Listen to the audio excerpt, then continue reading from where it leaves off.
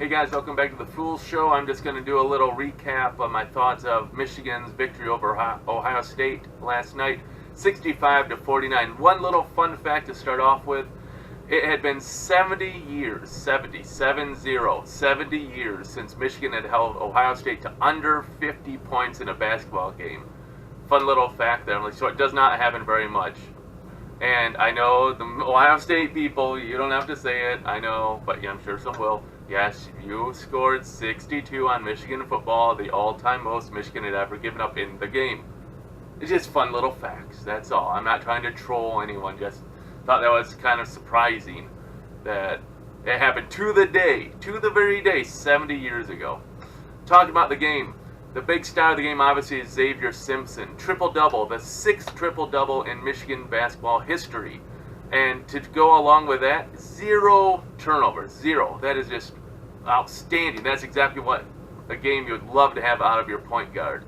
And he is just the one that stirs the drink Michigan, right? He just gets the ball moving. He's all over the place. He is just the one that gets Michigan going. Now, you might say Poole is the energizer or Iggy is the energizer, but Simpson is the one that gets everything moving. He's got to get people open to get those shots. A little fun question here. I find Xavier Simpson, after his double technicals with Caleb Wesson, I think people kind of despise him. And I can see why. He's got swagger, and to me, he reminds me of a player that's an antagonist, someone that you love on your team, but you hate to play against him. For example, Bill Laimbeer of the Detroit Pistons. Grew up watching him. Other teams hated him. As a Piston fan, I loved him. In hockey, Chris Chelios of the Detroit Red Wings rival Chicago Blackhawks. Hated him, but then he came to Detroit in 2002-ish, I think it was, and loved him, loved his game.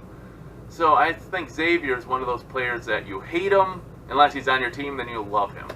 Another thing about Simpson is he's going to be around.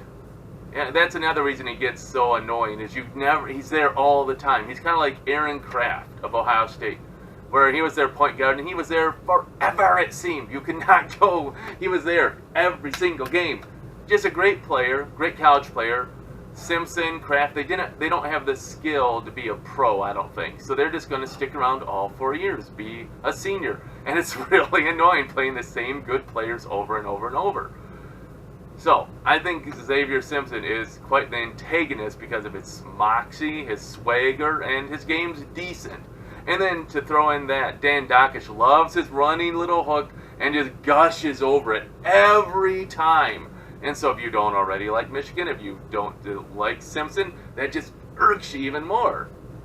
That's how it all works.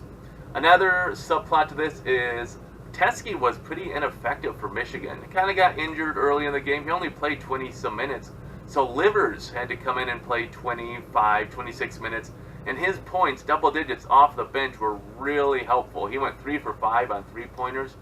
Livers is really the unsung hero of the game. He kind of gets lost behind Simpson's triple-double. Now, I'm not making too much out of this game. It's one regular season game for Ohio State. They got to try and figure out what to fix, because they were rolling really nice until they got in the main part of the Big Ten schedule. Now I think they've lost 7 of 8 or 8 of 9. I'm not sure exactly what it is, but they have not been playing good basketball. To be fair, Kyle Young, he's been out the last 3 games, but you know, you got to try to get over those. He does average about 7-8 points a game, so maybe he'll be back next game where they play at Rutgers. They're trying to avenge their loss to Rutgers.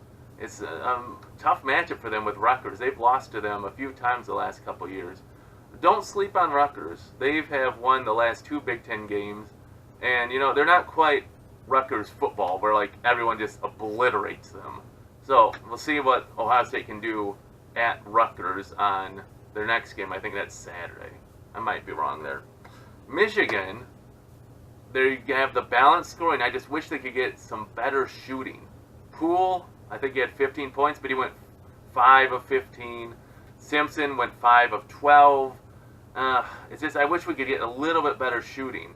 And it's going to be tough. We're going to Iowa next game on Friday night. I think Iowa's going to try to play the same style that Wisconsin does, slow it down, have the offense go like it's in mud. and we'll see what kind of shooting Michigan can have. I'll hopefully hear nothing too bad about Teskey. Hopefully he's not injured. That could really be a blow to Michigan moving forward if he's seriously hurt or can't play for a few games. But we'll wait and see the reports on that. So, just your thoughts. What do you think about the game?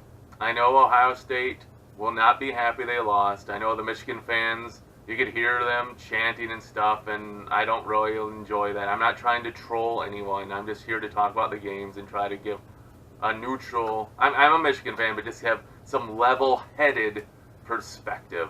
So what are your thoughts about the game? Another one, do you think Xavier Simpson is an antagonist like that? Who else do you think fits that role? I mean, is Iggy, he hits a three and he spins the crowd. Michigan likes to do that. Spin to the crowd. I can see that being annoying. If it happened to my team, I think I'd find it annoying too. So, I don't know. Just what are your thoughts on that? And what do you think about the two teams going forward? Do you think Ohio State's going to get things turned around this season, or is it going to be a rebuilding? Do you think Michigan kind of just rolls into this until we get to the end stretch where you have Maryland and Michigan State 4 times, I think, in the last 6 games? You can't slip up. It was nice that Purdue beat Michigan State, so now Michigan and Michigan State are tied. It'll be interesting to see how the Big Ten race goes. Hey, appreciate you guys watching. And if you like this at anything, just hit the subscribe. Really appreciate that.